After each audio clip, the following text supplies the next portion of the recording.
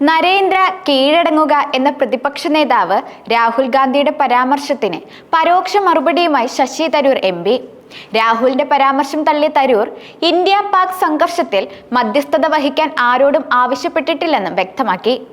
രാഹുലിന്റെ പരാമർശത്തിനെതിരെ BJP രംഗത്ത് വന്നിരുന്നുവെങ്കിലും Congress MP ആയ ശശി തരൂർ കേന്ദ്ര സർക്കാരിനെ പിന്തുണയ്ക്കുന്ന തരത്തിൽ രംഗത്ത് വന്നത് ആദ്യമായിട്ടാണ്.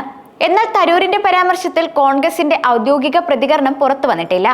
അമേരിക്കൻ പ്രസിഡന്റിനോട് ബഹുമാനം മാത്രമേ ഉള്ളൂ. അങ്ങനെ ഒരു ബന്ധമാണ് ഇന്ത്യ അമേരിക്കയുമായി പുലർത്തുന്നത്. അമേരിക്കൻ പ്രസിഡന്റ് ഡൊണാൾഡ് ട്രംപ് അടക്കം ആരോടും വിഷയത്തിൽ ഇടപെടാനോ മധ്യസ്ഥത വഹിക്കാനോ ആവശ്യപ്പെട്ടിട്ടില്ല. പാകിസ്ഥാനോട് സംസാരിക്കാൻ ഒരു ഭാഷ തടസ്സമല്ല. ഭീകരതയുടെ ഭാഷയിൽ പാകിസ്ഥാൻ സംസാരിച്ചാൽ സൈന്യത്തിന്റെ ഭാഷയിൽ ഇന്ത്യ മറുപടി നൽകുമെന്നും ശശി തരൂർ വ്യക്തമാക്കി.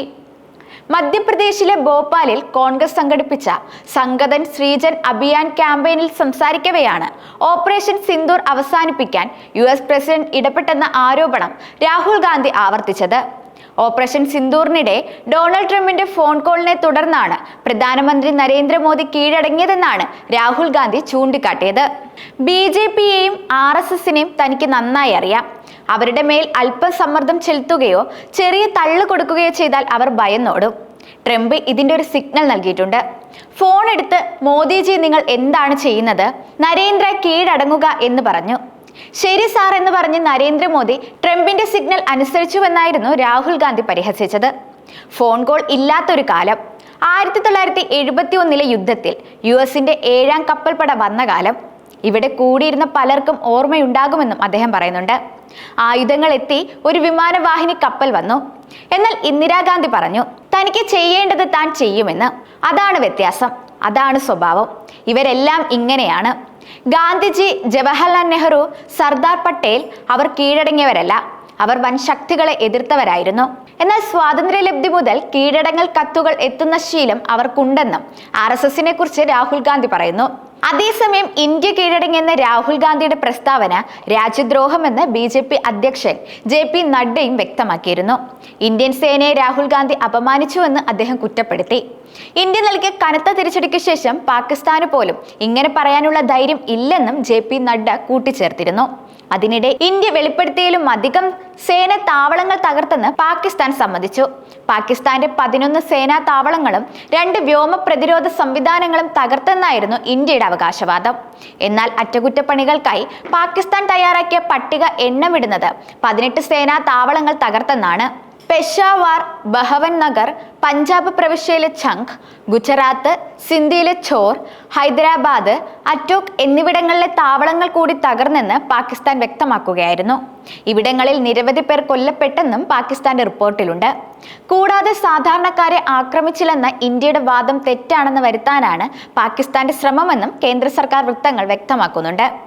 അതേസമയം ഇന്ത്യ പാക് സംഘർഷത്തിൽ ഇന്ത്യയാണ് വില്ലനെന്ന് മറ്റു രാജ്യങ്ങൾ വിശ്വസിച്ചിരിക്കുകയാണെന്ന് ജോൺ ബ്രിട്ടാസ് MP ചൂണ്ടിക്കാട്ടി. പാശ്ചാത്യ മാധ്യമങ്ങൾ അത്തരത്തിലാണ് പ്രചാരണം നടത്തിയിരിക്കുന്നത്. ഇന്ത്യക്ക് വലിയ നഷ്ടങ്ങൾ ഉണ്ടായെന്നും സംയുക്ത സൈനിക മേധാവിയുടെ വാക്കുകളെ അടക്കം ആയുധമാക്കി പാശ്ചാത്യ മാധ്യമങ്ങൾ പ്രചരിപ്പിക്കുകയാണ്. തെറ്റിദ്ധാരണ മാറാൻ പ്രത്യേക പാർലമെന്റ് സമ്മേളനം വിളിച്ച് സർക്കാർ കാര്യങ്ങൾ വിശദീകരിക്കണമെന്ന് ദില്ലിയിൽ നിന്ന് മടങ്ങിയെത്തിയ സർവകക്ഷി സംഘത്തിലുള്ള ജോൺ ബ്രിട്ടാസ് ആവശ്യപ്പെട്ടിരുന്നു.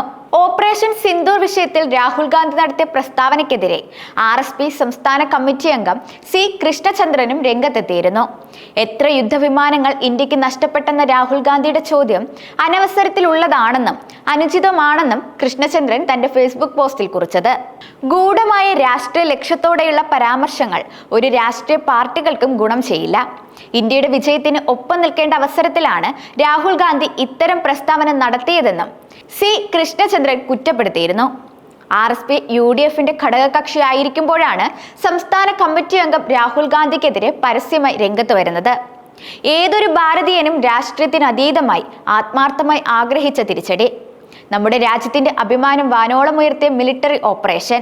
ലോകത്തെ ഒന്നടങ്കം ഞെട്ടിച്ച വ്യക്തമായ ആസൂത്രണം. സമാനതകളില്ലാത്ത സൈനിക പ്രഹരശേഷി. ലക്ഷ്യസ്ഥാനങ്ങളെ ഛിന്ന ഭിന്നമാക്കിയ അതിസൂക്ഷ്മത. സ്വന്തം പ്രദേശങ്ങളെ സംരക്ഷിച്ച അതീവ ജാഗ്രത. ശേഷം ലോകത്തെ അറിയിച്ച സുതാര്യത. അന്താരാഷ്ട്ര മാധ്യമങ്ങൾ ഇന്ത്യയുടെ വാദങ്ങളെ സാക്ഷ്യപ്പെടുത്തി പുറത്തുവിട്ട തെളിവുകൾ എന്നിവ നമുക്ക് അഭിമാന മുഹൂർത്തങ്ങൾ തന്നെയാണെന്നും അദ്ദേഹം പറഞ്ഞു.